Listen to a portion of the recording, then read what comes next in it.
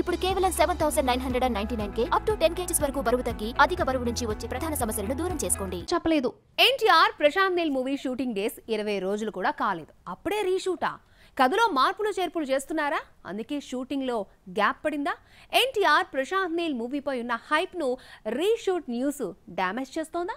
NTR Prashanth Neel movie action ఎపిసోడ్తో మొదలైంది. Hero లేకుండానే రామోజీ ఫిలిం సిటీలో ఓ యాక్షన్ సీన్ను తీశాడు దర్శకుడు. షూట్ ఫస్ట్ డే రిలీజ్ చేసిన పోస్టర్ చూస్తుంటే పెద్ద యుద్ధమే తీశాడు అనిపించింది. ధర్నా, ర్యాలీ సీన్స్ను 2000 మంది క్రౌడ్ మధ్య 2 వారాల పాటు తీశాడు. ఈ భారీ యాక్షన్ ఎపిసోడ్ తర్వాత కర్ణాటకలో తీసిన షూటింగ్లో ఎన్టీఆర్ పాల్గొన్నాడు.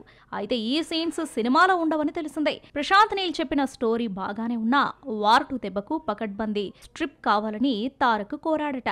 కర్ణాటకలో తీసిన సీన్స్తో తారక్ ఇంప్రెస్ కాలేదని, దీంతో కథలో సీన్స్లో మార్పులు చేర్పులు చేయడంతో షూటింగ్ వాయిదా పడిందని టాక్. అందుకే 3 నెలలుగా సినిమా సెట్స్ పైకి రాలేదు అనిపిస్తుంది. ఎన్టీఆర్ నీల్ మూవీ కథలో మార్పులు, స్క్రిప్టులో చేంజెస్ నిజమైతే ఎన్టీఆర్ ప్రశాంత్ నీల్ షూటింగ్ కథ మళ్లీ మొదటికొచ్చినట్టే. మేకర్స్ అనౌన్స్ చేసిన జూన్ 25న సినిమా వచ్చే ఛాన్స్ లేదు. దీనికి తగ్గట్టు తారక్ ఆ మధ్య యాడ్ షూటింగ్గా గాయపడ్డాడు.